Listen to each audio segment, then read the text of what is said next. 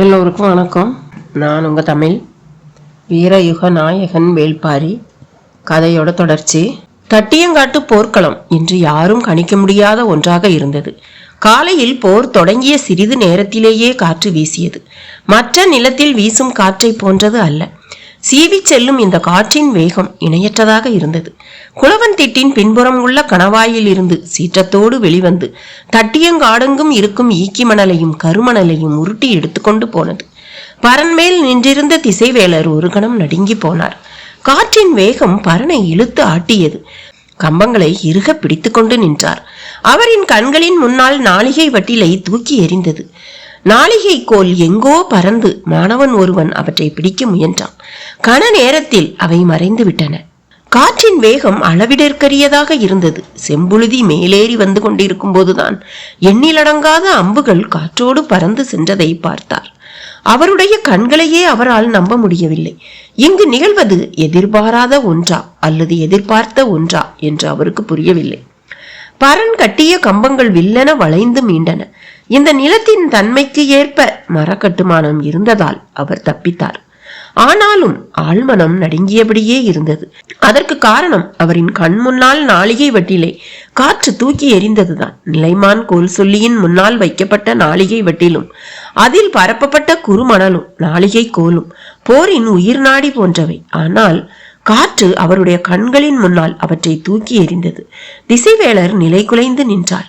பரம்பு வீரர்கள் எந்தவித திகைப்புக்கும் ஆட்படாமல் தாக்குதலை முன்னெடுத்து கொண்டிருந்தனர். அவர்கள் காற்றை கையாண்ட விதம் யாரும் கேள்விப்பட்டே இருக்காத ஒன்றாக இருந்தது. காரமலையிலிருந்து ஓசை கேட்ட கணத்தில்தான் பெரும் காற்று வீசியது. அந்த கணத்தில் அம்புகள் அலையலையாய் மேலேறி பறக்கின்றன. திசைவேலருக்கு இந்த செயல்பாட்டுக்குள் இருந்த இணைப்பு பிடிபடவில்லை. காற்றை வருமுன் உணரும் ஆற்றல் கொண்டவர்களாக பரம்பு மக்கள் இருக்கின்றனரா? விண்மீன்களின் நகர்வை கொண்டு காலத்தை கணிக்கிறோம். ஆனால் இவர்களோ காற்றையே கணிக்கிறார்களா? இது எளிய செயல் அல்லவே. திசைவேலரின் எண்ணங்கள் நடுக்கத்தை அதிகப்படுத்தியபடியே இருந்தன. தட்டியங்காட்டின் முழு ஆற்றலும் இன்று வெளிப்பட்டு கொண்டிருந்தது. அந்த நிலத்தில் நின்று போரிட்டு கொண்டிருக்கும் இரு தரப்புக்கும் யாராலும் கணிக்க முடியாத புது புது சவால்களை உருவாக்கியபடியே இருந்தது. நடுப்பகலுக்கு பிறகு வழக்கம் போல வெக்கையின் தாக்கம் அதிகமாக்கியது. போர்க்களம் இதுவரை இல்லாத குழப்பத்துடனும் ஆவேசத்துடனும் இருந்தது. வீரர்கள் வழக்கத்தை விட பேரோசையை எழுப்பிக் கொண்டிருந்தனர். உள்ளும் புறமும் நடுக்கத்தை உணர்ந்தபடியே இருந்த திசைவேலர் மாணவன் ஒருவனை கீழே அனுப்பி இன்னொரு வட்டிலில் மணலையும் நாளிகை கோலையும் எடுத்து வர சொன்னார். மாணவன் கீழே இறங்கினான். வீரர்கள் ஒருவரை ஒருவர் வெட்டி சரித்து கொண்டிருந்தனர். குதிரைகளும் தேர்களும் குறுக்கிட்டு ஓடிக்கொண்டிருந்தன. நிலமெங்கும் அம்புகளும் ஈட்டிகளும் காற்றை கிழித்தன. தேரில் ஏறி போர்க்களத்தினூடே புகுந்து குடிலுக்கு சென்று திரும்ப முடியும் என்று அவனுக்கு தோன்றவில்லை. என்ன செய்வதென தெரியாமல் மிரட்சியோடு நின்றான். மையூர் கிளாரை விரட்டி சென்ற வேட்டூர் பழையன் எதிரியின் படையை சரிவாதிக்கு மேல் கடந்தார். இவ்வளவு தொலைவு உள்ளே வருவது சரியல்ல என்று தோன்றியது. ஆனால் முடியன் இவனை கொன்றளித்து விடு என்று சொல்லியே அவனது தேரை ஒப்படைத்துள்ளான். போர்க்களத்தில் முடியனின் வாக்கை பரம்பு தளபதிகள் மீறுவதில்லை. அது மட்டுமல்ல, மையூர் கிளாரை கொல்வதை விட முக்கிய வேலை இந்த போர்க்களத்தில் வேறொன்றும் இல்லை. எனவே பழையன் விடாது விரட்டி சென்றார். முன் திட்டப்படி படையின் ஓர பகுதியாகவே சென்று கொண்டிருந்தார் மையூர் கிளார். அதனால்தான் இவ்வளவு தொலைவு முடியனின் தேரை இழுத்து வர முடிந்தது. குறிப்பிட்ட அளவு கடந்ததும் பின்தொடர்ந்து வருவது முடியன் அல்ல, வேட்டூர் பழையன் என்பதை மையூர் கிளார் அறிந்து விட்டார். ஏற்கனவே வகுக்கப்பட்ட திட்டத்தின்படி உள்ளிழுத்து செல்ல வேண்டியது முடியனைத்தான். அவன் தான் முதலில் பின்தொடர்ந்து தாக்குதல் தொடுத்தபடி வந்தான். இடையில் பழையன் எப்போது மாறினார் என்பது மையூர் கிளாருக்கு விளங்கவில்லை. மையூர் கிளாருக்கு நீலன் மீதும் வேட்டூர் பழையன் மீதும் தான் அதிக கோபம் இருந்தது. தன் மகன் இளமாறனின் மரணத்துக்கு வேட்டுவன் பாறையை சேர்ந்தவர்களே காரணம் என்று அவர் நம்பினார். எனவே பின்தொடர்வது முடியன் அல்ல, வேட்டூர் பழையன்தான் என்பது தெரிந்த பிறகும் அவர் எதையும் காட்டிக்கொள்ளாமல் அதே வேகத்தில் போய்கொண்டிருந்தார். பழையனின் மரணம் நிகழப்போவதை காணும் வெறி அவரது செயலிலே இருந்தது.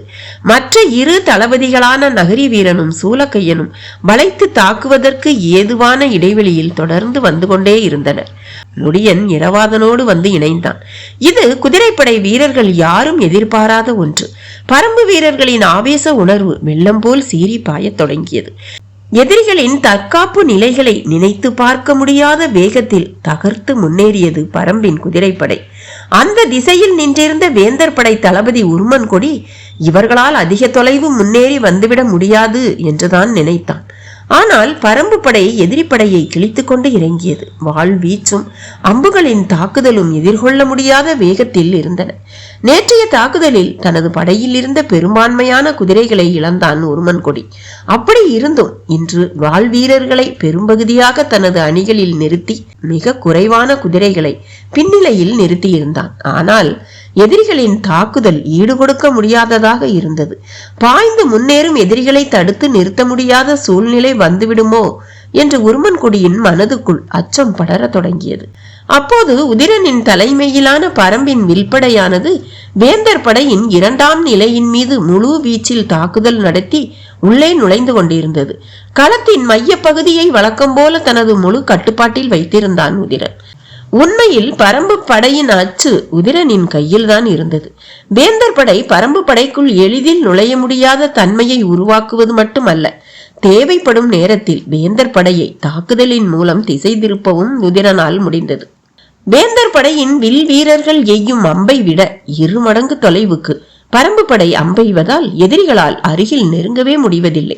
எனவே 2 நாள் போரிலும் சிறு பாதிப்பு கூட விற்படைக்கு ஏற்படவில்லை. உதிரனுக்கு இன்றைய போரில்தான் முழு வேகத்தில் தாக்கி முன்னேற அனுமதி கொடுக்கப்பட்டது. இதற்காகத்தான் அவன் காத்தும் இருந்தான். உதிரனின் வேகம் காலையில் இருந்தே எதிரிகளால் ஈடுகொடுக்க முடியாததாகத்தான் இருந்தது. நடுப்பகலுக்கு பிறகு நிலைமை மேலும் மோசமானது. பரம்பின் வில்படை வேந்தர் படையின் 2ஆம் நிலையை பிளந்து உள்ளே நுழைந்த போதுதான் முடியன் இரவாதன் ஆகிய இருவரின் தாக்குதலையும் எதிர்கொள்ள முடியாமல் உருமன் கொடி திணறி நின்றான். உடனடியாக 2ஆம் நிலை படையை உதவிக்கு அழைக்கலாம் என்று அவன் நினைத்த போது அங்கும் நிலைமை மோசமடைந்து கொண்டிருந்தது. உதிரனின் தாக்குதல் 2ஆம் நிலை படையின் வீரர்களை கணக்கின்றி வீழ்த்தி கொண்டிருந்தது. தலைமை தளபதி கருங்கை வாணன் பரம்பு படையின் இறுதி பகுதியில் நின்றிருந்த தேக்கனை வந்தடைந்தான். அவன் இங்கு வருவான் என்று தேக்கன் உள்ளிட்ட யாரும் எதிர்பார்க்கவில்லை. அவன் வருவது அறிந்ததும் சீழ்கை ஒலி எழுப்பினான் தேக்கன். அவன் எழுப்பிய ஓசை எதற்கானது என்று கருங்கைவாணனுக்கு தெரியவில்லை. அவன் குதிரையில் இருந்து கீழே இறங்கினான். கடுமையான வாழ்வீச்சுக்கு பிறகும் கிழவன் மீண்டும் போர்க்களம் வந்து நிற்பதே கருங்கைவாணனுக்கு வியப்பை ஏற்படுத்தியது. ஆனாலும் அவனுக்கு வாழ்வு அடுத்த சில கணங்களில் முடிய போகிறது என்று எண்ணியபடியே உரையில் இருந்து வாளை உருவினான். தேக்கனோ வாளை ஏந்த ஆயத்தமாக இல்லை. கருங்கைவாணனை பார்த்தபடியே நின்றிருந்தான். வீரர்கள் வாழ்வீச்சுக்கு இடம் விட்டு விலகினர். அப்போது அங்கு வந்த குதிரையில் இருந்து கூளையன் இறங்கினான். தேக்கனின் சீழ்கை ஒலி கூளையனுக்கானது. கருங்கைவாணன் கூளையனை பார்த்ததும் அறிந்து கொண்டான். இவன் பரம்பின் தேர்ப்படை தளபதி அல்லவா என்று. கூளையன் குதிரையில் இருந்து இறங்கினான். தேக்கன் போரிட ஆயத்தமாக இல்லாதது ஏன் என்று கருங்கைவாணனால் புரிந்து கொள்ள முடிந்தது. கிழவன் கடுமையான வலியோடு நின்று கொண்டிருக்கிறான். ஆனாலும் போர்க்களம் நீங்க கூடாது என்பதற்காக வாளேந்தி நிற்கிறான் என்று எண்ணியபடி கூளையனை நோக்கி முன்னே நகர்ந்தான். தேக்கன் கூளையனை நோக்கி சத்தமாக சொன்னான், இவன் அதிக நேரம் நிற்க மாட்டான். ஓசை கேட்டதும் பின்னால் ஓடிவிடுவான். எனவே ஏறி தாக்காதே, வாங்கி தாக்கு என்று. தேக்கன் சொன்னது கருங்கைவாணனுக்கு தெளிவாக கேட்டது. சுழற்றிய வாளோடு உள்ளே இறங்கியவனை அந்த சொல் ஒரு கணம் தாக்கி நிறுத்தியது. கிழவன் ஏன் இதை சொல்கிறான் என்று கருங்கைவாணன் எண்ண தொடங்கிய போது இயற்கையாகவே அவனது கவனம் படையின் பின்பக்கம் இருந்து எழும் ஓசையை அனுமானித்தது. கிழவன் வீசிய முதல் சொல் கருங்கைவாணனின் கவனத்தை சிதறச் செய்தது. கூளையன் வில்போரில் நிகரற்ற வீரத்தை வெளிப்படுத்தக்கூடியவன். ஆனால் வாள் வீச்சில் பெரும் வீரன் என்று சொல்லிவிட முடியாது. அதுவும் வேந்தர் படையின் தலைமை தளபதியான கருங்கைவாணனின் வாழ்வீச்சை கூளையன் விற்போரில் நிகரற்ற வீரத்தை வெளிப்படுத்தக்கூடியவன்தான். ஆனால் வாழ்வீச்சில் பெரும் வீரன் என்று சொல்லிவிட முடியாது. அதுவும் வேந்தர் படையின் தலைமை தளபதியான கருங்கைவாணனின் வாழ்வீச்சை கூளையனால் எதிர்கொள்ளவே முடியாது. எனவேதான் எதிரியின் கவனத்தை திருப்பும் உத்தியாகவும் இதை கையாண்டான் தேக்கன். கருங்கைவாணனால் படையின் பின்புறமிருந்து எழும் ஓசையை மதிப்பிட முடியவில்லை. ஆனால் பரம்பு தளபதி முடியன் வழக்கத்துக்கு மாறாக முற்பகலிலேயே முன்னேறி வந்ததும் காற்றில் பறந்த கணக்கற்ற அம்புகளும் அவனது எண்ணத்தை குறுக்கிட்டபடியே இருந்தன. ஆனால் கூளையன் கண்ணுக்கு முன்னால் வாளை சுழற்றி இறங்கிவிட்டான். கருங்கைவாணனின் கண்களில் இருந்த குழப்பத்தை தேக்கனால் அறிய முடிந்தது. முழு வேகத்தில் வாழ்வீச்சை தொடங்க முடியாத சிறு குழப்பத்தை தனக்குள் உணர்ந்தான் கருங்கைவாணன். பரம்பு படையின் கடைசி பகுதியில் அவன் இருக்கிறான் என்பதும், பரம்பு வீரர்கள் காற்றில் எய்த அம்புகள் அவனது படையின் பின்பகுதியை ஒருவேளை தாக்கியிருக்க கூடும் என்பதும் அவனது கவனத்தை முழுமையாக கவ்விக்கொண்டன. இல்லையெனில் இவையெல்லாம் எதிரிகளின் தெளிவான திட்டமிடல் என்பதை அவன் உணரும் வேளையில் கூழையனின் வாள் முன்னே சுழன்று வந்தது. கருங்கைவாணனை போல தேக்கனுமே அந்த கணம் அதிர்ச்சி அடைந்தான். வாங்கி தாக்கத்தானே சொன்னோம், இவன் ஏன் ஏறி பாய்கிறான் என்று தேக்கன் சற்றே அதிர்ச்சிக்குள்ளானான். கருங்கைவாணனோ கவனத்தை சிதறவிடக் கூடாது என்று எண்ணியபடி வாளை ஏந்தி முன்னே நகர்ந்தான். பரன் விட்டு கீழே இறங்கிய திசைவேளரின் மாணவனுக்கு என்ன செய்வதென்று தெரியவில்லை. பொழுதாகி கொண்டிருந்தது. இன்றைய போர் முடிய இன்னும் 2 நாளிகைகள் தான் இருந்தது. எனவே வேகமாக ஆசான் கேட்டதை கொண்டு போய் கொடுக்க வேண்டும் என்று பதற்றம் கொண்டான். சற்று தொலைவில் வேந்தர் படை வீரன் பயன்படுத்திய கேடயம் ஒன்று கிடந்தது. வேகமாக போய் அதை எடுத்தான். கேடயத்தை திருப்பி அதில் மண்ணை அள்ளி நிரப்பினான். குருதி தோய்ந்த அம்பு ஒன்று கிடந்தது. அதை எடுத்து 8 விரல்கட்டை அளவு நீளத்துக்கு ஒடித்தான். என்றும் இல்லாத அளவுக்கு போர்க்களத்தின் ஓசை இன்று பல மடங்கு அதிகமாக இருந்தது. என்ன நடக்கிறது என்று சுற்றுமுற்றும் பார்த்தபடி பரன் மேல் ஏறத் தொடங்கினான். மையூர் கிளாரின் தேர் முன்னால் திட்டமிட்டபடி 3ஆம் நிலை படையின் இறுதி பகுதிக்கு சென்றது. ஆனால் அங்கே பெரும் குழப்பம் நிலவியது. கல்லொளி வேறாலான அம்பை பிடுங்க முயலும் போது அதன் வலி நினைத்து பார்க்க முடியாத அளவுக்கு இருந்தது. அம்பின் உள்ளே நுழைந்த பகுதி சுருண்டு விட்டதால் தசையோடு பித்து கொண்டுதான் வந்தது. எனவே வீரர்களின் உடலில் தைத்த எந்த அம்பையும் பிடுங்க முடியவில்லை. வைக்கோல் அளவு கொண்ட சிறு அம்புதானே, இது என்ன செய்துவிடும் என்றுதான் அனைவரும் நினைத்தனர். ஆனால் பிடுங்க முடியாமல் ஒவ்வொரு வீரனும் துடிக்க தொடங்கிய பிறகுதான் நிலைமையின் விபரீதம் புரிய தொடங்கியது. 3ஆம் நிலை படையில் பெரும் குழப்பம் நிலவியதால் மையூர் கிளார் தேரை படையின் நடுப்பகுதிக்கு கொண்டு செல்லவில்லை. மாறாக ஓர பகுதியின் வழியே படை நின்றிருக்கும் பகுதிக்கு வெளிப்புறம் நோக்கி இழுத்து செல்லலாம் என்று முடிவுக்கு வந்தார். தேரை ஓட்டும் வல்லவனிடம் வெளிப்புறமாக விரைந்து ஓட்டு என்றார். அவரின் தேரை தொடர்ந்து வந்து கொண்டிருந்தார் வேட்டூர் பழையன். இந்த போருக்கான முக்கிய காரணமாக இருப்பவன் மையூர் கிளார் தான். இவன்தான் பரம்பை பற்றிய பல குறிப்புகளை வேந்தர்களுக்கு வழங்குபவன். அவன் இருக்கும் துணிவில் தான் காரமலையின் அடிவாரத்தில் இவ்வளவு பெரிய படையை கொண்டு வந்து நிறுத்தி இருக்கின்றனர். இப்படி அவனை பற்றிய எண்ணங்கள் மேலேறி கொண்டிருந்தன. எதிரி படையின் கடைசி பகுதிக்கு வந்துவிட்டோம். இவ்வளவு தொலைவு ஏறி வருவது நல்லதல்ல. ஆனால் இத்தனை நாள் களத்துக்கு வராத இந்த துரோகி இன்று போர்க்களத்துக்குள் வந்துள்ளான். இவனை இன்றோடு கொன்றளிக்காமல் விட்டால் பரம்புக்கு கடும் பாதிப்பை தொடர்ந்து உருவாக்குவான். எனவே இன்றைய போரில் தனக்கு என்ன நேர்ந்தாலும் மையூர் கிளாரை கொன்றளிக்காமல் விடக்கூடாது என்ற உறுதியோடு அவனை விரட்டி சென்றார் வேட்டூர் பழையன். முடியனும் இரவாதனும் வேந்தர் படையின் 2ஆம் நிலையை கடந்து 3ஆம் நிலையை அடைந்தனர். உருமன் கொடியின் தடுப்பரன்கள் சிதறி பறந்தன. எதிர்கொள்ளவே முடியாத தாக்குதலால் நிலைகுலைந்து கொண்டிருந்தான் உருமன் கொடி. முடியனும் இரவாதனும் ஒரே களத்தில் ஒன்றாய் நின்று இதுவரை போரிட்டதில்லை. தன் மகன் எப்படி போர் புரிவான் என்பதை மற்றவர்கள் சொல்லித்தான் முடியன் கேட்டுள்ளார். தட்டியங்காட்டில்தான் அவனது தாக்குதலை முடியனால் பார்க்க முடிந்தது. இன்று இருவரும் ஒரே படைப்பிரிவில் முன்னேறி பாய்கின்றனர். உள்ளுக்குள் பெருமிதம் இருந்தாலும் கண்களில் அதை காட்டிவிடக் கூடாது என்ற எச்சரிக்கையோடு தாக்குதலை முன்னெடுத்தான் முடியன். தந்தையோடு இணைந்த களத்தில் நின்று போராடும் இந்த நாளில் வழக்கத்தை விட வீரியமாக இருந்தது இரவாதனின் தாக்குதல். சூலூர் வீரர்கள் முன்புற அணியில் தாக்கி முன்னேற பரம்பின் குதிரைப்படை வேந்தர் படையின் 3ஆம் நிலைக்குள் வகிடு பிளந்து போய்கொண்டிருந்தது. குளவன் திட்டிலிருந்து போர்க்களத்தை இமைக்காமல் பார்த்து கொண்டிருந்தான் பாரி. பரம்பின் குதிரைப்படை இதே வேகத்தில் முன்னேறினால் இன்னும் சிறிது நேரத்தில் மூஞ்சலை நெருங்கிவிட முடியும் என்று கணித்தான். குகைக்குள்ளிருந்து மீண்டும் ஓசை எழுப்பினான் இருளிக்கிழவன். சற்று நேரத்திற்கு பிறகுதான் அவனது ஓசையை கவனித்தான் பாரி. இருளிக்கிழவன் கூறினான், சுடர் இடதுபுறம் அசைய போகிறது. இப்போது வரப்போவது காட்சி. அது தட்டியங்காட்டை இடதுபுறமாக உருட்டி செல்லும் என்று சொல்லி கையை உயர்த்தினான். ஆனால் பாரியோ கூவல் குடியினரை நோக்கி கை அசைக்கவில்லை. சற்றே அதிர்ச்சிக்குள்ளானான் இருளிக்கிழவன். ஏன் இந்த நல்ல வாய்ப்பை பயன்படுத்த மறுக்கிறாய் என்று இருளிக்கிழவன் கேட்டதற்கு பாரி சொன்னான், பரம்பின் குதிரைப்படை வீரர்கள் எதிரிகளின் 3ஆம் நிலைக்குள் நுழைந்து விட்டனர். இந்த சூழலில் முதல் நிலையில் இருந்து எய்யப்படும் அம்பு மூன்றாம் நிலையில் இருக்கும் நம் வீரர்களையே தாக்க வாய்ப்புண்டு, எனவேதான் உத்தரவிடவில்லை என்றான் பாரி. இருளிக்கிழவன் மீண்டும் விளக்கை பார்த்தான். சாய்ந்த சுடர் மீண்டும் நிமிர நேரமானது. தேக்கன் கூறியபடி வாங்கி தாக்காமல் ஏறி தாக்கிய கூழையன் ஒரு கட்டத்துக்கு பிறகு களைப்படைய தொடங்கினான். சிறிது நேரம் பின்புற படையில் எதுவும் நிகழ்ந்து விடுமோ என்று கவனத்தை செலுத்திய கருங்கை வாணன் நேரம் கடந்த பிறகு தாக்குதலை தீவிரப்படுத்தினான். தனது கவனத்தை திருப்பவே கிழவன் இப்படி சொல்லியுள்ளான் என்று நினைத்தான் கருங்கை வாணன். இப்போதும் கூழையன் தற்காப்பு நிலையில் நிற்காமல் முன்களம் நோக்கியே பாய்ந்து கொண்டிருந்தான். அவனது செயல் பொருத்தமானது அல்ல. எதிரிப்படை தளபதியை மிகவும் குறைத்து மதிப்பிடுவதால் இவ்வாறு செய்கிறான் என்று தேக்கனுக்கு தோன்றியது. ஆனால் போரிட்டு கொண்டிருப்பவனை நோக்கி சத்தம் போட்டு சொல்வதோ குலைப்பதோ தவறான புரிதலையே உருவாக்கிவிடும் என்பதால் அமைதி காத்தான். கூழையன் அணிந்திருக்கும் மெய்க்கவசம் எவ்வளவு வேகமான தாக்குதலையும் வாங்கி நிற்கும். எனவே கவனமாக தாக்கினால்தான் இவனை வீழ்த்த முடியும் என நினைத்தபடியே வாளை சுழற்றினான் கருங்கை வாணன். இருவரின் கால்களும் பின்னல் வடிவில் வட்ட களத்தில் நகர்ந்து கொண்டிருந்தன. சற்றும் எதிர்பாராமல் காற்று பெரும் வேகத்தோடு வீசியது. அப்போது எதிர் திசையில் கூழையனும் பரம்பின் திசையில் கருங்கை வாணனும் நின்று கொண்டிருந்தனர். இந்த பெரும் காற்று வீசும்போது காரமலையில் இருந்து ஏன் ஓசை எழுப்பப்படவில்லை?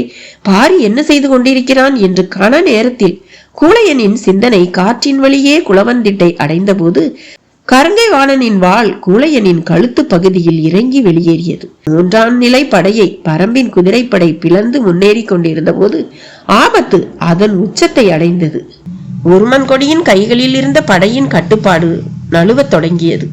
ஒரு தளபதி வேறு வழியே இன்றி செய்யும் கடைசி செயலுக்கான உத்தரவை இட்டான். முச்சங்கு ஊதப்பட்டது. அது பேராபத்தை தெரிவிக்கும் குறியீடு. மற்ற சங்குகள் ஊதப்பட்டால் அது ஆபத்து பற்றி தலைமை தளபதிக்கு தெரிவிக்கும் செயல். அவர் உடனடியாக உரிய ஏற்பாட்டை செய்வார். ஆனால் முச்சங்கு ஊதப்பட்டால் தலைமை தளபதி உள்பட அதை கேட்கும் ஒவ்வொரு தளபதியும் உடனடியாக அந்த இடத்துக்கு வந்து சேர வேண்டும். ஆனால் உடனடியாக வரும் நிலையில் வேந்தர் படை தளபதிகள் எவரும் இல்லை. நகரி வீரனும் சூலக்கையனும் முன்வகுக்கப்பட்ட திட்டப்படி படையின் பின்புறத்தை கடந்து மையூர் கிளாரால் கொண்டு செல்லப்பட்டு கொண்டிருந்தனர். கருங்கை வாணனோ பரம்பு படையின் முன்களத்தில் ஏறி போய் போரிட்டு கொண்டிருந்தான். வில்படை தளபதி துடும்பனோ உதிரனின் தாக்குதலுக்கு ஈடு கொடுக்க முடியாமல் மிகவும் பின்னகர்ந்து போய்கொண்டிருந்தான். உருமன்கொடி எதிர்பார்த்த எந்த ஒரு தளபதியும் உதவிக்கு வரவில்லை. பரம்பின் குதிரைப்படை தாக்குதல் இணையற்ற வேகத்தில் இருந்தது. முடியனும் இரவாதனும் கணக்கின்றி கொன்றளித்து முன்னேறினர். எங்கும் குருதி பீரிட்டது. சூலூர் வீரர்களின் பாய்ச்சலுக்கு முன் வேந்தர் படையால் நிலை கொள்ள முடியவில்லை. உருமன்கொடி முச்சங்கை மீண்டும் மீண்டும் ஊதச் சொன்னான். களத்தில் ஓசை எழுப்ப நிறுத்தப்பட்டிருந்த அனைவரும் இனி இந்த ஓசையையே எதிரொலிக்க வேண்டும். நிலைமை மிக மோசமாகிறது என்பதின் அறிகுறி இது. மூன்றாம் நிலையில் மூஞ்சலுக்கு பக்கத்தில் முழு பாதுகாப்போடு நின்றிருந்த வேந்தர்களுக்கு இப்போதுதான் ஆபத்தின் அளவு புரிந்தது. தங்களின் தளபதிகள் ஒன்று கூட முடியாதபடி சிதறி கிடக்கின்றனர். எதிரிகளின் குதிரைப்படையோ மூஞ்சலை நெருங்கிக் கொண்டிருக்கிறது என்று தெரிந்ததும் பொதிய வெப்பனும் உதயஞ்சேரலும் உருமன்கொடிக்கு உதவ தங்களின் படைப்பிரிவினரோடு விரைந்தனர். சோழவேளன் வில்படை தளபதி துடும்பனுக்கு உதவ விரைந்தான். கூழையன் மண்ணில் சரிந்த பிறகு தேக்கன் களத்தில் இறங்கினான். கருங்கை வாணன் எதிர்பார்த்த வேட்டை இப்போது அவன் முன்னால் வாளேந்தி நின்றது. ஆனால் படையின் முன் வரிசையில் இருந்து மாறி மாறி ஓசை எழுப்புவதை போன்ற உணர்வு தொடர்ந்து இருந்தது. அவனால் துல்லியமாக கவனிக்கவும் முடியவில்லை. தேக்கன் வாளை ஏந்தி பிடித்தான். விழா எலும்பு குத்தி உள்ளே இறங்குவது போல வலி எடுத்தது. ஆனாலும் நிலைமையை சமாளித்தாக வேண்டும். வாய்ப்பு கிடைத்தால் கருங்கை வாணனை கொன்று அழிக்க வேண்டும் என்ற முடிவோடு மீண்டும் முன்னே நகர்ந்து வந்தான். இருவரும் சுழல் கட்டு கட்டி கேடயத்தை முன்னகர்த்தியபடி வட்டக்களத்தில் கால்களை நகர்த்தினர். நேற்றைய போரில் கிழவன் வீசிய வாளை சூலக்கையன் தடுத்திருக்காவிட்டால் நிலைமை என்னவாகி இருக்கும் என்று நினைத்த கணத்தில் அவனுக்கு வெறி உச்சத்தில் ஏறியது. இன்றோடு இவனை கொன்றளிக்க வேண்டும் என்று வாளின் கைப்பிடி நொறுங்குவதைப் போல இறுக பிடித்தான்.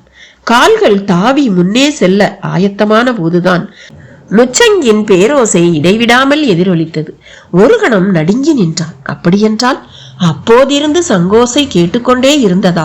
நிலைமை கைமீறியதால் தான் முச்சங்கை விடாது ஊத வேண்டிய நிலை வந்துள்ளதா? கிழவன் சொன்னது உண்மைதானா என திணறி நின்றான் கருங்கைவாணன். தேக்கன் வலிமையோடு இருந்திருந்தால் இந்த கணத்தில் கருங்கைவாணனை வெட்டி சரித்திருப்பான். வாளை உயர்த்தியபடி செயலற்று நின்ற கருங்கைவாணனை நோக்கி பாய்ந்த வாளை வீச முடியாத நிலையில் தேக்கன் இருந்ததால் அவன் தப்பித்து போய் குதிரையில் ஏறினான். கண் பார்வையின் எல்லையில் மூஞ்சல் கூடாரத்தின் மேல்முனைகள் தெரிய தொடங்கிய போது பரம்பு வீரர்கள் உச்ச அளவு தாக்குதலை வெளிப்படுத்திக் கொண்டிருந்தனர்.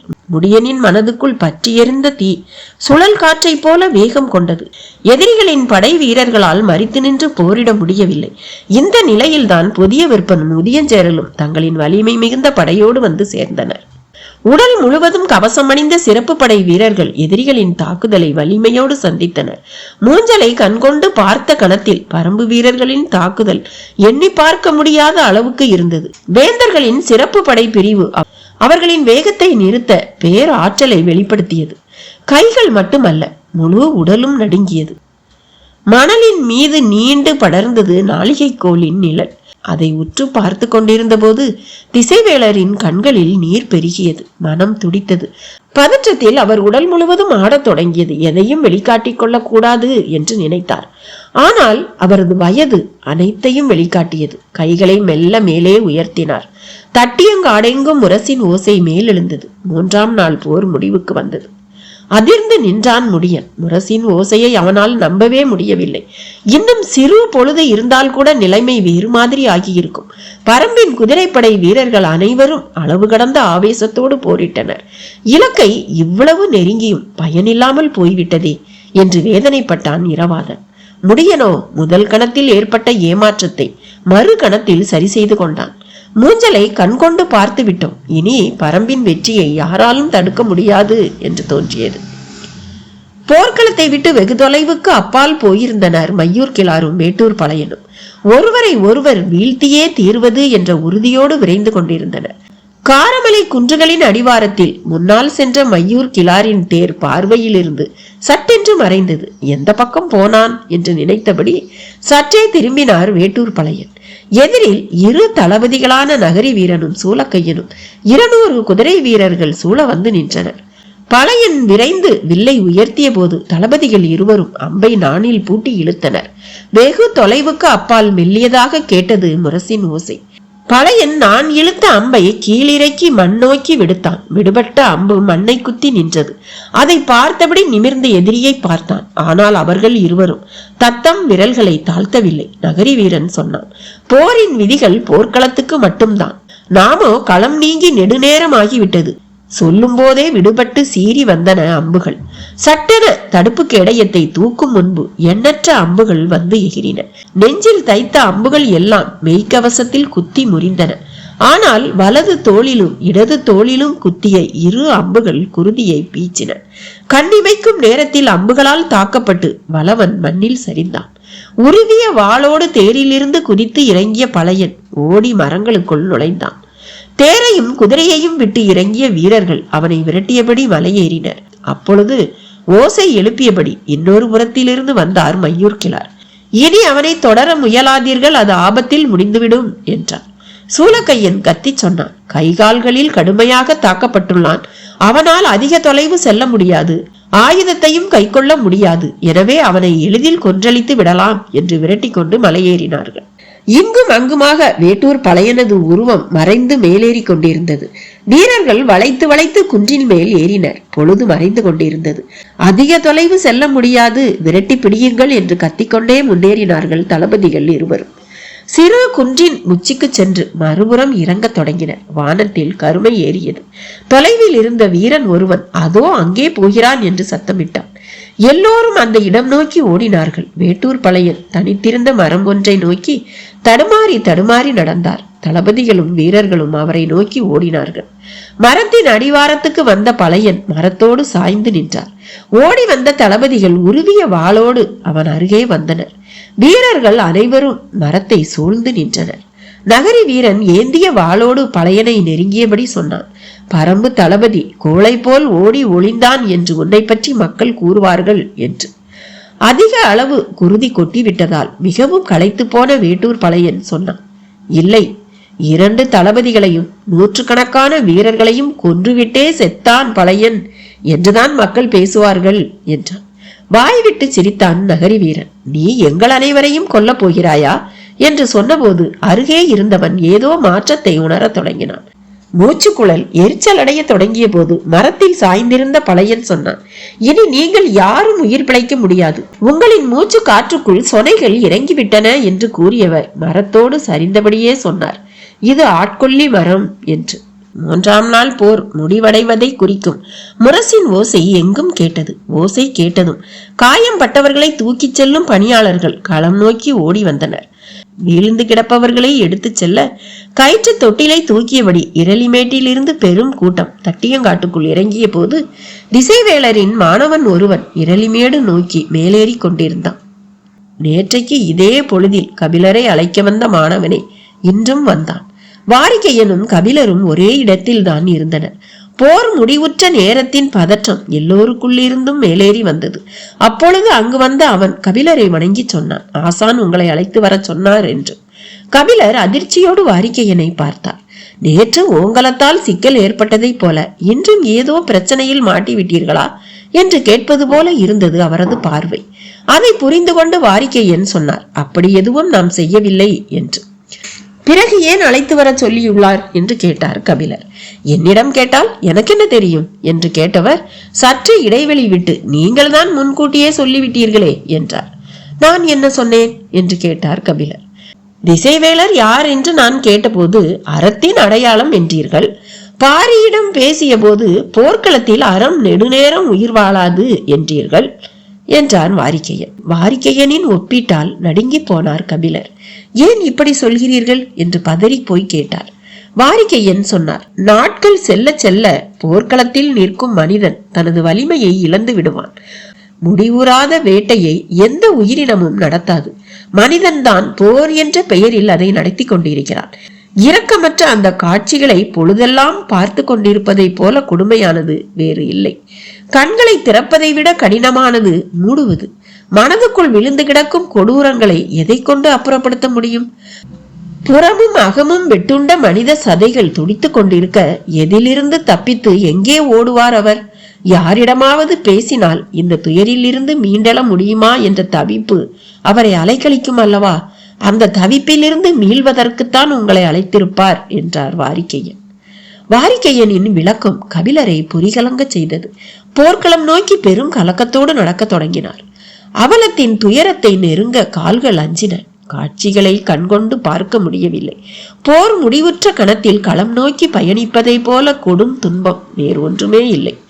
ஆயுதங்கள் துளைத்து கிடக்கும் மனிதர்களின் ஓலம் எங்கும் கேட்டது. உடல்கள் கிடத்தப்பட்ட கயிற்று தொட்டில்களை சாரி சாரியாக தூக்கிச் சென்றன. எல்லாவற்றையும் கடந்து நாளிகை வட்டியில் இருக்கும் பரன் நோக்கி நடந்தார் கபிலர். அவரது வருகைக்காகவே காத்திருந்தார் திசைவேளர். திசைவேளரின் முகத்தில் இருள் ஏறி கிடந்தது. என்ன நடந்திருக்கும் என்று கபிலரால் சிந்திக்க முடியவில்லை. வணங்கியபடியே அவர் அருகில் அமர்ந்தார். நிலைமான் கோல் சொல்லியின் உயிர் என்று கருதப்படும் நாளிகை வட்டிலையும் நாளிகை கோலினையும் என்னிடமிருந்து பிடுங்கி எரிந்தது காற்று என்றுதான் சொல்ல நினைத்தார் திசைவேளர். ஆனால் அவரை அறியாமலேயே மூடத்திருக்கனை பற்றி பேச்சை தொடங்கினார். தவறிழைத்தவன் தண்டனையின் வழியே காட்டிக் கொடுத்த நிலத்தை நாம் தேர்வு செய்திருக்க கூடாதோ என்று கேட்டார். இப்போது ஏன் இதை கேட்கிறார் என்று கபிலருக்கு புரியவில்லை. தவறேதும் நடந்ததா என்று கேட்டார் கபிலர். எல்லாம் தவறுதலாகத்தான் நடக்கின்றன என்றார் திசைவேளர். எதை சொல்கிறார் என்பது புரியாமல் விழித்தார் கபிலர். நிலைமான் கோல் சொல்லியின் உயிர் நாடி நாளிகை வட்டிலும் கோலும் தானே, அவை இரண்டையும் இன்று என்னிடமிருந்து காற்று பறித்து கொண்டது என்று சொன்னவர் இன்று எதை கொண்டு பொழுதளந்தேன் தெரியுமா என்று கேட்டார். கலங்கிய அவருடைய கண்களையே கூர்ந்து பார்த்தார் கபிலர். கொல்லப்பட்ட போர் வீரனின் தசைகள் ஒட்டியிருந்த ஒரு கேடயத்தில் குருதியால் ஊறிப்போன மண்ணெடுத்து முறிந்த அம்பை நட்டு பொழுதளந்தேன் என்றார். அவரது சொல்லிலிருந்த நடுக்கம் கபிலரின் மீதும் பரவியது. போர்க்களத்தில் மரணத்தின் கருவி கொண்டு பொழுதளந்து உள்ளேன். இனி இந்த நிலம் எண்ணி பார்க்க முடியாத மரணத்தை காணும். கவசங்கள் வீரர்களை காத்து நிற்காது. முறிந்த அம்புகளால் நீளும் பொழுது வீரர்களின் குருதியை குடித்து கொண்டேதான் இருக்கும். மரணத்தின் அடையாளமே பொழுதென ஆகிவிட்டது. இனி போர்க்களத்தின் பொழுதை மரணமே ஆட்சி செய்யும் என்றார். திசைவேலரின் சொற்கள் கபிலரை உரையச் செய்தன. இந்த நிலத்தை தேர்வு செய்யும் போது நான் ஒன்று சொன்னேனே, நினைவிருக்கிறதா உங்களுக்கு? நாம் இழைத்த தவறுகளுக்கு தண்டனை இந்த தட்டியங்காடுதான். நமது தலை சாயும் வரையிலும் இந்த நிலம் நம்மை துரத்தி கொண்டே இருக்கும் என்றேனே என்று கேட்டார் திசைவேலர். ஆம் என்று தலையசைத்தார் கபிலர். துரத்தி செல்லும் இடைவெளியை கூட இந்த நிலம் வழங்காது என்று நினைக்கிறேன். இந்த நிலத்திலேயே நானும் சாய்ந்து விடுவேன். மூடத்திருக்கனின் உயிர் பிரியும் போது அவன் இழைத்த தவறுக்கான தண்டனை என்று நான் நினைத்தேன். எனது உயிர் பிரியும் போதும் அதையே தான் நினைப்பேன் என்றவர் நின்று கொண்டிருக்கும் பரன் கம்பங்களை கையால் தொட்டபடி, எனது வாழ்வின் பொழுதை இந்த பரன் அளந்து கொண்டிருக்கிறது கபிலரே, எந்த நேரமும் அளவு முடியலாம் என்றார். கலங்கி போயிருக்கும் திசைவேலரை எந்த சொல் கொண்டு மீட்பது என்று தெரியாமல் திணறிய கபிலர் சொன்னார். நீங்கள் இன்னும் நெடுநாள் வாழ வேண்டியவர், மரணம் பற்றி அதற்குள் ஏன் பேசுகிறீர்கள் என்று. வாழ்வை எளிய கணக்குகளால் அளவிட முடிவதில்லை புலவரே. பொங்கும் புது புனலை பார்த்து மகிழவே வைகையின் கரையில் குடிலை அமைத்து தங்கினேன். ஆனால் இப்போதோ வீழ்ந்து கிடக்கும் மனித உடலுக்குள்ளிருந்து பல்லாயிரம் கரையான்கள் பொங்கி மேலெழும்பும் காட்சியைத்தான் பார்த்து கொண்டிருக்கிறேன். நான் என் கால்களாலேயே இங்கு இழுத்து வரப்பட்டேன். எத்தனையோ முறை இதை தவிர்க்க நினைத்தேன். ஆனால் எனது சொல்லின் வழியே நான் வரவழைக்கப்பட்டேன். நான் நன்கு அறிவேன், வேந்தர்கள் அறவழிப்பட்டு வாழ விரும்புவார்கள். ஆனால் அறம் எனப்படுவது விருப்பத்தின் பால்பட்ட செயல் அன்று, அது இயல்பின் பார்ப்பட்டது, அன்பின் பார்ப்பட்டது. எனவேதான் வேந்தர்களால் அறவழியில் வாழ முடிவதில்லை. அதிகாரமும் அறமும் இரண்டு எல்லைகள். அதிகாரத்தில் இருப்பவர்கள் அறம் பேணவே முடியாது. அப்படி இருக்க என்னை அழைத்து அறம் பிறளாமல் இந்த போரை நடத்துங்கள் என சொல்கிறார்கள் என்றால், நான் ஏதோ ஒரு வகையில் நான் பேணிய அறம் அவர்களின் அதிகாரத்தை உறுத்தாமல் இசைவாய் இருந்திருக்கிறது. அதற்கான தண்டனைதான் இது என்றார் திசைவேலர். கபிலருக்கு என்ன மறுமொழி சொல்வதென்று தெரியவில்லை. ஆனால் துயரத்தில் மூழ்கும் அவரது மனதை மீண்டெழச் செய்ய வேண்டும் என்று மட்டும் தோன்றியது. இந்த கொடும் தண்டனையை அறத்தின் பொருட்டே நாம் ஏற்றிருக்கிறோம். ஒரு வகையில் இதுவும் நமது கடமைதானே என்றார். வெல்ல நினைப்பவர்களும் அழிக்க நினைப்பவர்களும் தான் போரை விரும்புகிறார்கள். வாழ நினைப்பவர்கள் வேறு வழியின்றி அந்த போரை எதிர்கொள்கின்றனர். நான் முதல் தரப்புக்காக பரநேறி இருக்கிறேன். எனவே எனது உள்ளொளி அணைந்து கொண்டிருக்கிறது. நீங்களோ இரண்டாம் தரப்புக்காக நிற்கிறீர். எனவேதான் அணைய விடாமல் தடுக்கும் துணிவை இழக்காமல் இருக்கிறீர் என்று சொன்னவரின் கண்களில் நீர் பெருகியது. சற்றே தலை கவிழ்ந்த திசைவேலர் குரல் தாழ்த்தி சொன்னார். என்னை ஆற்றுப்படுத்த முயலாதீர்கள். நேற்றிரவுதான் நான் நீலனை பற்றி அறிந்தேன். எவ்வளவு பெரிய சூழ்ச்சியில் நான் சிக்க வைக்கப்பட்டுள்ளேன். நீங்களாவது எனக்கு தெரிவித்திருக்க கூடாதா என்று கேட்டார். சற்றே தயங்கிய குரலில், தாங்கள் நிலைமான் கோல் சொல்லியாக இருக்க ஒப்புக்கொண்ட பிறகு பேரரசர்கள் வீட்டிற்கும் அவையில்தானே நான் உங்களை சந்தித்தேன். எனவே இதை பற்றி பேசும் சூழல் இல்லாமல் போனது என்றார் கபிலர். இந்த போருக்கு பின்னணியில் இப்படியொரு செயல் நடந்திருக்கும் என்று தெரிந்திருந்தால் நான் நிலைமானாக இருக்க ஒப்புக்கொண்டிருக்கவே மாட்டேன் என்பதை நீங்கள் நம்ப தவறிவிட்டீர்கள். எனவே இதை பற்றி பேச வேண்டும் என்று உங்களுக்கு தோன்றவில்லை என்றார் திசைவேலர். திசைவேலரின் சொற்களை கபிலரால் எதிர்கொள்ள முடியவில்லை. நடுங்கிய தன் கைகளை குவித்தபடி எதையோ சொல்ல வந்தார் கபிலர். சட்டென அவரின் கைகளை பற்றிய திசைவேலர் சொன்னார். என் தோழனாய் என்னை நீங்கள் கவனப்படுத்த தவறிவிட்டீர்கள். அதை எனது மனம் ஏற்றுக்கொள்ளாது. ஆனால் நீங்கள் பாரியின் தரப்புக்காக நிற்கிறீர். எனவே உன் கைகள் நடுங்கக்கூடாது என்றார். பேரரசர்கள் கூடியுள்ள கூடாரத்தில் பேரமைதி நீடித்தது. மையூர்கிழார் தனது வாக்குமூலத்தை சொல்லி முடித்துவிட்டு வெளியேறினார். மலை மீது ஏறி செல்ல வேண்டாம் என்று நான் எவ்வளவு சொல்லியும் அவர்கள் கேட்கவில்லை என்பதுதான் அவர் வலியுறுத்தி சொன்னது. ஆள்கொல்லி மரத்தின் அருகில் போகாமல் மிக தள்ளியிருந்த ஓரிரு வீரர்கள் தப்பி வந்து நடந்ததை விளக்கியுள்ளனர். வேந்தர் படையின் 2 தளபதிகள் இன்றைய போரில் இறந்துள்ளனர். அதே நேரம் பரம்பின் தரப்பு தளபதிகளான கூளையனும் வேட்டூர் பழையனும் கொல்லப்பட்டுள்ளனர். சம அளவில்தான் மரணங்கள் நிகழ்ந்துள்ளன என்று திருப்திப்பட்டுக் கொள்ளும் நிலையில் இங்கு யாரும் இல்லை. ஏனெனில் இன்றைய போரில் பரம்பின் தாக்குதல் எண்ணி பார்க்க முடியாத அளவுக்கு இருந்தது. இதுவரை வாள் ஏந்தாமல் நின்றிருந்த அரசர்கள் இன்று தாக்குதல் முனைக்கு போக வேண்டிய நிலைக்கு வந்துள்ளனர். மையூர்கிழார் அவை நீங்கி நீண்ட நேரமான பிறகும் யாரும் பேச்சை தொடங்கவில்லை.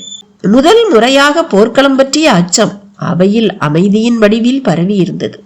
இரு தளபதிகளின் மரணம் கூட பாதிப்பு ஏற்படுத்தவில்லை. மாறாக பரம்பின் போர் முறைகள் விடையறிய முடியாத கேள்விகளாக இருந்தன. காற்றின் வீச்சும் போக்கும் அம்பை இழுத்துச் செல்லும் அல்லது மறைத்து சாய்க்கும், வலுவிழக்க செய்யும். ஆனால் காற்றின் துணை கொண்டு எப்படி அம்பெய்ய முடியும்? காற்றின் வருகையை எப்படி கணித்தனர்? அது வருவதற்கு முன் எப்படி அம்பை விடுத்தனர்? கண் பார்வைக்கு அப்பால் அம்புகள் பறவைகளைப் போல பாய்ந்து செல்கின்றன. மனிதர்களால் இது போன்ற முயற்சியை செய்ய முடியுமா? நாம் மனிதர்களோடுதான் போரிட்டுக் கொண்டிருக்கிறோமா? கேள்விகள் அடுக்கடுக்காய் மேலெழுந்தன. ஆனால் யாரிடமும் விடையில்லை. உதயஞ்சேரல் சொன்னான், வீரர்களை தைத்த அம்புகளில் ஒன்றை கூட எளிதில் பிடுங்க முடியவில்லை. காற்றின் வேகத்தோடு உள்ளேறிய அம்புகள் சதைகளையும் நரம்புகளையும் பீத்து கொண்டுதான் வருகின்றன. இதுவரை யாரும் கேள்விப்பட்டிராத அம்புகளாக இருக்கின்றன. போர் முனைக்கு தொடர்பே இல்லாமல் 3ஆம் நிலையில் நின்றிருந்த வீரர்களில் எண்ணற்றோரை நாம் இழந்துள்ளோம் என்றான். நம் தலைமை தளபதி எதிரி படையின் கடைசி பகுதியில் நின்றிருக்கும் போது அவர்கள் நமது படையின் இறுதி அணியை வீழ்த்தியுள்ளனர். யாராலும் நெருங்கவே முடியாத அளவுக்கு நிறுத்தப்பட்டிருந்த படையணிகளை பிளந்து கொண்டு எதிரிகள் மூஞ்சல் வரை வந்துள்ளனர். முப்பெரும் பேரரசுகளின் தாக்குதல் திட்டங்களை ஒரு சிறுகுடி மன்னனின் படை அசைத்து பார்க்கிறது. இது எப்படி நிகழ்கிறது என்று கேட்டார் சோழவேளன். கேள்வி நேரடியாக கருங்கை வாணனை நோக்கியதாக இருந்தது. நேற்று அவன் வகுத்த திட்டப்படி பரம்பின் குடி முடியனும் குடி ஆசானும் கொல்லப்பட்டிருக்க வேண்டும். பரம்பு படை இன்று பெரும் நெருக்கடியை சந்தித்திருக்க வேண்டும். ஆனால் நடந்தது இதற்கு நேர் எதிராக இருக்கிறது. போர்க்களத்தின் செயல்பாடுகளுக்கு பொறுப்பேற்க வேண்டியது தலைமை தளபதியான கருங்கை வாணனே. அவையில் நடந்த உரையாடலை கேட்டுக்கொண்டிருந்த குலசேகர பாண்டியன் இதுவரை கருத்தேதும் சொல்லவில்லை. போர்க்களத்தில் நிகழும் உரையாடலில் சொற்களின் முக்கியத்துவத்தை நன்கு அறிந்தவர். இன்று எந்த ஒரு சொல்லையும் உச்சரிக்காமல் அமைதியாக இருந்தார். ஆனால் முன்வைக்கப்பட்ட கேள்விகளுக்கு கருங்கை வாணன் மறுமொழி சொல்லியே ஆக வேண்டிய நிலை இருந்தது. அவன் பேரரசர்களை வணங்கிவிட்டு சொன்னான், நான் போர் தொடங்கும் முன்பே தெரிவித்தேன், இவர்கள் நம்மை போன்ற மனிதர்கள் அல்ல. நெருப்பை பிளந்து வெளிவரக்கூடியவர்கள், பாறைகளை உருட்டியும் மரங்களை பிடுங்கி எரிந்தும் தாக்கக்கூடியவர்கள். எந்த ஒரு விலங்குடனும் மனிதன் விதிகளை உருவாக்கி போரிட முடியாது. இந்த விலங்குகளை அழிக்க வேண்டும் என்றால் நாம உருவாக்கி கொண்ட விதிகளை தூக்கி எறிய வேண்டும் என்றான். கருங்கை வாணனின் சீற்றத்தை மறித்து நிறுத்தினார் சோழவேளன். 3 பேரரசுகள் ஒன்றிணைந்து ஒரு சிறுகுடி மன்னனை வீழ்த்தும் போரில் மரபுகளையும் விதிகளையும் விட்டொழிக்க சொல்வது இழிவென்று தோன்றவில்லையா உனக்கு என்று கேட்டார். நான் எதிரிகளை வீழ்த்த முடியாதவன் அல்ல. நம்முடைய எதிரிகள் யாரென்று தெரியாமல் இந்த போர்க்களத்தின் விதிகள் வகுக்கப்பட்டுள்ளன. இத்தனை 1000 குதிரைகள் போர்க்கொட்டிலில் செயலற்று கிடப்பதை யாராவது பார்த்திருக்கிறீர்களா? இவ்வளவு தொலைவு பறக்கும் அம்புகளை மனிதனால் எய்துவிட முடியும் என்றால் யார் நம்புவார்கள்? நான் நம்மை போன்ற மனிதர்களிடம் போரிடவில்லை. விலங்கு குணமேறிய காட்டு மனிதர்கள், தீய குணமும் அதீத ஆற்றலும் கொண்ட கூட்டம் அது. அவர்களால் நமது அறிவு புலனுக்கு எட்டாத பலவற்றை செய்ய முடியும். எனவேதான் நான் மீண்டும் மீண்டும் கூறுகிறேன், இந்த போரை வழக்கப்படி நடத்தக்கூடாது. ஒரே நாளில் முழுமுற்றாக முடிவுக்கு கொண்டு வர வேண்டும் என்றான் கருங்கை வாணன். ஒரே நாளிலா? எப்படி என்று கேட்டார் சோழவேளன். நம்மிடம் இருக்கும் அனைத்து விதமான ஆயுதங்களையும் நஞ்சேற்றி எதிரிகளின் மொத்த படையையும் தாக்க வேண்டும். சிறிய வாய்ப்பு கூட தரக்கூடாது. தாக்கப்பட்ட ஒருவன் கூட குற்றுயிராக வேணும். போர்க்களம் நீங்கி இரளிமேட்டில் கால் பதிக்க கூடாது. ஒரு பகலில் முழுமுற்றாக பரம்பு படை அழித்தொழிக்கப்பட வேண்டும். மிச்சம் வைக்காமல் அழித்தால் மட்டுமே நாம் தட்டியங்காட்டை விட்டு வெற்றியோடு வெளியேற முடியும் என்றான். கருங்கை வாணன் முடிக்கும் முன் சோழவேளன் சொன்னார், எதிரி குறித்து தலைமை தளபதிக்கு இவ்வளவு பதற்றமா என்று. சோழ பேரரசருக்கு தெரிவித்துக் கொள்கிறேன், எனது பதற்றம் அவர்கள் வெல்ல முடியாதவர்கள் என்பதால் அல்ல, நாம் எண்ணிலடங்காத வீரர்களை பலி கொடுத்து கொண்டிருக்கிறோம் என்பதால் தான் என்றான். இவ்வளவு நேரமும் அமைதி காத்த குலசேகர பாண்டியன் இப்போது சொன்னார், நீ விதிகளில் நம்பிக்கையின்றி இருப்பதால் தான் எதிரிகளின் மீதான தாக்குதல் உத்தியை உன்னால் நம்பிக்கையோடு வகுக்க முடியவில்லை என்றார். அவை அமைதியோடு அவரின் குரலை கேட்டது.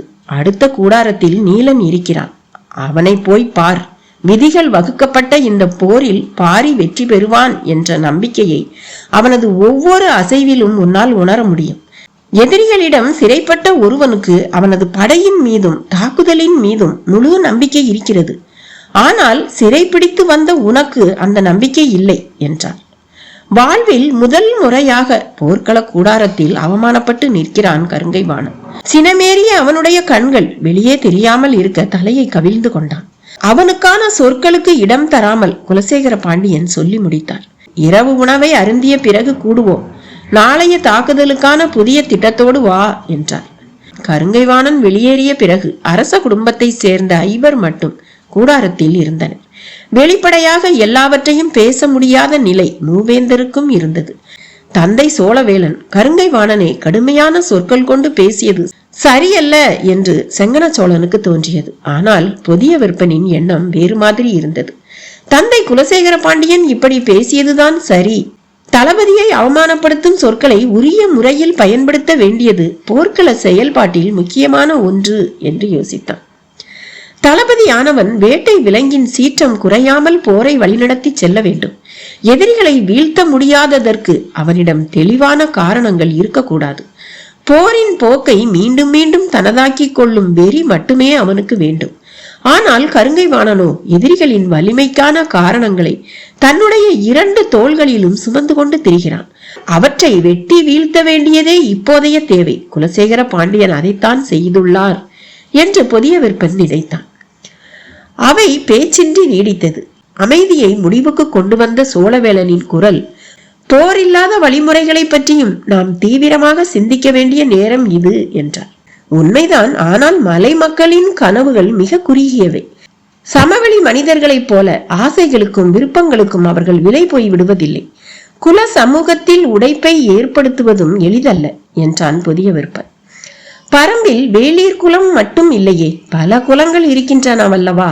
அவற்றை நமக்கான முறையில் நாம் ஏன் பயன்படுத்தக்கூடாது என்று கேட்டார் சோழவேலன். நிறைய குலங்கள் இருக்கின்றன. ஆனால் எல்லோரும் தங்களின் குடிகளோடு பரம்பில் வசிக்கின்றனர். எனவே எளிதில் பாரிக்கு துரோகம் இழைக்க மாட்டார்கள் என்று சொன்ன குலசேகர பாண்டியன் சற்று இடைவெளிக்கு பிறகு சொன்னார். அது போன்ற செயல்களுக்கு நீண்ட காலம் தேவை.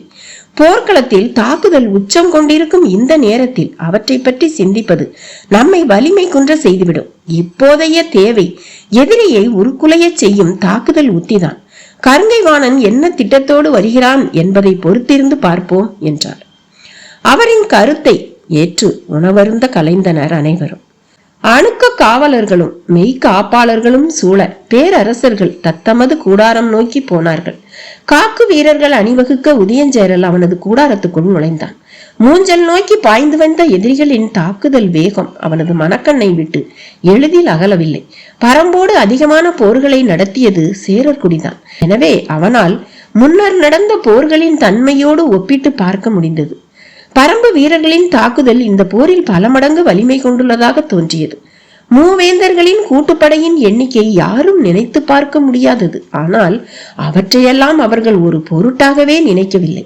போரின் 3ஆம் நாளிலேயே அவர்கள் மூஞ்சலை நெருங்கிவிட்டார்கள். இனி அவர்களின் வேகம் மேலும் அதிகமாகும். நமது தரப்பில் வலிமையான படையைத்தான் கொண்டுள்ளோம். ஆனால் நம்மிடம் சரியான திட்டங்கள் இல்லை என்ற எண்ணத்தோடு உணவு அருந்த அமர்ந்தான் உதயஞ்சேரல். அப்போது காவல் வீரன் உள்ளே வந்து வணங்கி நின்றான். சோழ பேரரசர் தங்களை காண வந்துள்ளார் என்றான். உதயஞ்சேரல் எழுந்து வாயில் நோக்கி வருவதற்குள் ஊன்றுகோலை நகர்த்தி உள்ளே நுழைந்தான் செங்கன சோழன். இருவரும் உணவு அருந்தியபடியே பேசத் தொடங்கினர். புதிய விற்பனை தனது கூடாரத்துக்கு உணவு அருந்த அழைத்து வர சொன்னார் குலசேகர பாண்டியன். தந்தையின் திடீர் அழைப்பு வியப்பை ஏற்படுத்தியது. எதற்காக அழைத்திருப்பார் என்ற சிந்தனையுடனேயே கூடாரத்துக்குள் வந்தான் புதிய விற்பன். உணவறிந்து கொண்டிருந்த குலசேகரன் எதிரில் வந்து நிற்கும் புதிய விற்பனிடம் கேட்டார். நான் கருங்கை வாணனை கடும் சொற்களால் பேசியது ஏன் என்று உன்னால் புரிந்து கொள்ள முடிந்ததா என்று கேட்டார். புரிந்தது தந்தையே. தாக்குதல் உத்தியில் இன்னும் நமது ஆற்றல் முழுமையாக வெளிப்படவில்லை என்பதால் என்றார். புதிய விற்பன் சொல்லி முடிக்கும் முன் குலசேகர பாண்டியன் கூறினார், இல்லை, அவன் இதுவரை சரியான உத்திகளைத்தான் வகுத்துள்ளான். ஆனால் அவற்றையெல்லாம் எதிரிகள் எளிதில் தகர்க்கிறார்கள் என்றார். தந்தையின் பேச்சு புதிய விற்பனுக்கு சற்றே அதிர்ச்சியை கொடுத்தது. ஆனால் அதை நாம் அவையில் ஏற்றுக்கொண்டால் போரை வழிநடத்தும் நமது தலைமை திறன் மீதே மற்ற 2 பேரரசர்களுக்கும் நம்பிக்கை பொய்க்க தொடங்கும். அதனால்தான் கருங்கைவாணன் பின்பற்றும் உத்தியை குறை சொல்லாமல் அவன் கொண்டிருக்கும் கருத்தின் மீது தாக்குதல் தொடுத்தேன் என்றார். புதிய விற்பன் வாயடைத்து நின்றார். மற்ற இரு பேரரசர்களுக்கும் பரம்பை வெல்ல வேண்டும் என்ற ஒற்றை நோக்கம்தான் இருக்கிறது. ஆனால் நமக்கு இருப்பதோ அந்த ஒற்றை நோக்கம் மட்டும் அல்ல என்றார்.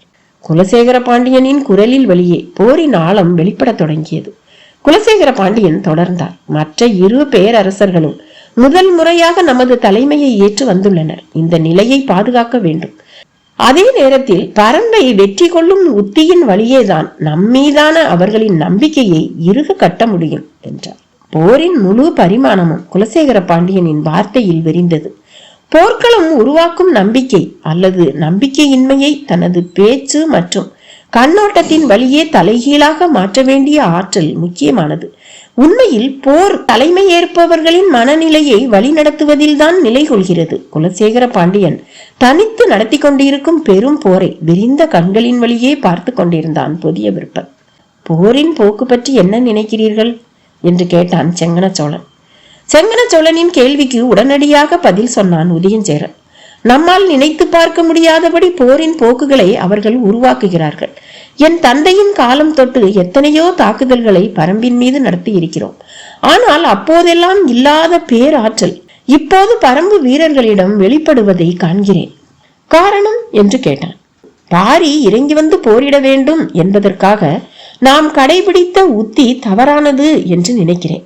அளவுக்கு அதிகமாக சினம் கொள்ளும்படி அவர்களை நாம் சீண்டிவிட்டோம் என்று தோன்றுகிறது என்றான். அப்படியா நினைக்கிறீர்கள் என்று கேட்டான் செங்கன சோழன். ஆம், குகைக்குள் இருக்கும் விலங்கை வெளியேற்ற அதன் குட்டியை தூக்கி வரக்கூடாது. அது வெளியேற்றும் செயல் அல்ல, வெறியேற்றும் செயல். நாம் அதைத்தான் செய்துவிட்டோம் என்றான் உதயஞ்சேரன். இதை எதிர்கொள்ள என்ன வழி என்று கேட்டான் செங்கன சோழன்.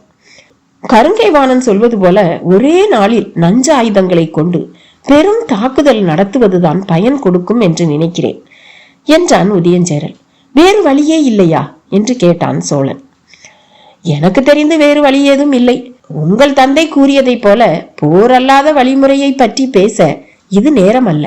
குலசேகர பாண்டியன் கூறியதை போல எண்ணற்ற குலங்கள் பரம்பில் இருந்தாலும் அவர்கள் அனைவரும் தங்கள் குடிகளுடன் தான் இருக்கின்றனர்.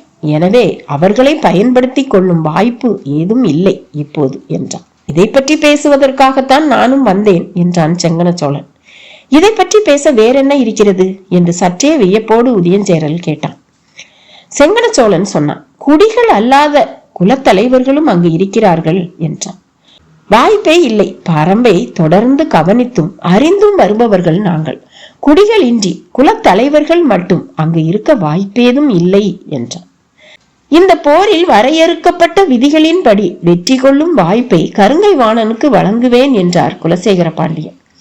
விதிகளின்படி போரிட்டு வெற்றி கொள்வது மிக கடினம் என்று தெரிந்தும் அந்த வழியே தொடர்ந்து முயல்வது நமக்குத்தானே இழப்புகளை அதிகமாக்கும். ஏன் மாற்று வழிக்கு நீங்கள் அனுமதி தர மறுக்கிறீர்கள்? எது சிறந்த மாற்று வழி என்பதை நான் அறிவேன். எனவே அதற்கான முயற்சியை நான் செய்துள்ளேன். ஒருவேளை நான் பின்பற்றும் வழியும் தோல்வி அடைந்தால் மூன்றாவதாக கருங்கைவாணன் சொல்லும் நஞ்சு தாக்குதலுக்கு அனுமதி வழங்குவேன் என்றார் குலசேகர பாண்டியன். குலசேகர பாண்டியனின் சொல் கேட்டு அசைவற்று நின்றான் புதிய விற்பன். சற்றும் எதிர்பாராத ஒன்றாக இருந்தது அவர் சொன்னது. அந்த மாற்று வழியில் அவருக்கு பெரும் நம்பிக்கை இருப்பதால் தான் விதிமுறைப்படி போரிட தொடர்ந்து வலியுறுத்தி வருகிறார் என்பது புரிந்தது. அது மட்டுமல்ல, மற்ற இரு பேரரசுகளும் போர் முனை நோக்கியே கவனம் கொண்டிருக்க வேண்டும். அப்போதுதான் மாற்று வழியானது பாண்டியரின் தனிப்பெரும் முயற்சியாக துலங்கி நிற்கும் என்பதும் விளங்கியது. போர்க்களம் நம்பிக்கையை மெய்யாக்கினால் தொடர்ந்து வாள் ஏந்தலாம். நம்பிக்கையை பொய்யாக்கினால் தொடர்ந்து வாள் ஏந்தக்கூடாது. ஏனெனில் வெற்றி என்பது வாளோடு மட்டும் தொடர்புடையது அல்ல என்றார் குலசேகர பாண்டியன். ஆம் என்று தலையசைத்தான் புதிய விற்பன். எவ்வளவு பெரும் படையும் துரோகத்துக்கு ஈடு இல்லை என்பதை நீ அறிந்து கொள்ள வேண்டும் மகனே. போர்க்களம் கடந்து வெற்றி நோக்கியே மாற்றுப்பாதை ஒன்றை கண்டறிந்த தந்தையின் சொற்கள் அளவற்ற மகிழ்ச்சியை கொடுத்தன. பெரும் தயக்கத்தோடு மெல்ல கேட்டான். அந்த பாதை என்ன தந்தையே என்று. அந்த பாதை என்ன என்பதையும் அதில் பயணிக்க போகிறவர் யார் என்பதையும் நீ தெரிந்து கொள்ள வேண்டும் என்பதற்காகத்தான் உன்னை வர சொன்னேன் என்றான். கரும்பாக்குடியின் மொத்த கதையையும் சொல்லி முடித்தான் செங்கன சோழன். ஏறக்குறைய உறைந்த நிலையில் அதை கேட்டுக்கொண்டிருந்தான் உதயஞ்சேரல். பொருத்தமான மனிதர்கள் மூலம் அவர்களுடன் பேசிக் கொண்டிருக்கிறேன். விரைவில் நல்ல செய்தி வரும் என்றான் செங்கன சோழன். அடைக்கலம் தந்த பாரிக்கு எதிராக அவர்கள் எப்படி என்று உதயஞ்சேரல் சொல்லி முடிக்கும் முன் செங்கன சோழன் சொன்னான். கரும்பாக்குடியின் குல தலைவர்கள் தான் அங்கு இருக்கின்றனர். அந்த குடிகள் அனைவரும் எம்முடைய நாட்டில்தான் இருக்கின்றனர். நமக்காக இல்லாவிடினும் அவர்கள் குலம் காக்கவாவது நாம் சொல்வதை செய்வார்கள். அதை தவிர அவர்களுக்கு வேறு வழி ஏதும் இல்லை என்றான் செங்கன சோழன். உங்களுக்கு நம்பிக்கை உள்ள அந்த பாதை என்ன? அதில் பயணிக்க போகிறவர் யார் தந்தையே?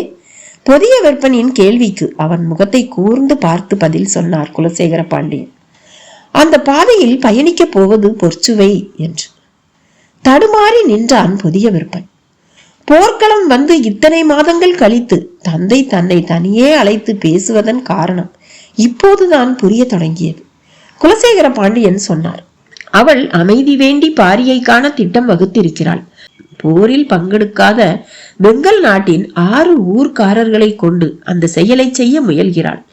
எனது கணிப்புப்படி விரைவில் அவள் பாரியை காண்பாள். அந்த நாளில் நாம் நினைத்தது நடக்கும் என்றார். தந்தையை இமைக்காமல் பார்த்து கொண்டிருந்தான் புதிய விற்பன். பாண்டியனின் தனித்த முயற்சியால் பாரி கொல்லப்படுவான். அதுவரை மூவேந்தர்களின் கூட்டுப்படையை வகுக்கப்பட்ட விதிகளின்படி கருங்கைவாணன் வழிநடத்துவான். அறம் பிறளாத போரின் சான்றன பரன்மேல் நின்றிருப்பார் திசைவேளர். தட்டியங்காட்டின் வெற்றி பாண்டிய பேரரசின் தனி பெரும் வெற்றியாக நிலை கொள்ளும். பெரும் வேந்தன் குலசேகர பாண்டியனின் திட்டம் இப்போதுதான் புதிய விற்பனுக்கு புரிய தொடங்கியது. பரம்பின் குரல் மீண்டும் ஒலிக்கும். இந்த கதையோட தொடர்ச்சி அடுத்த பகுதியில. பாய்.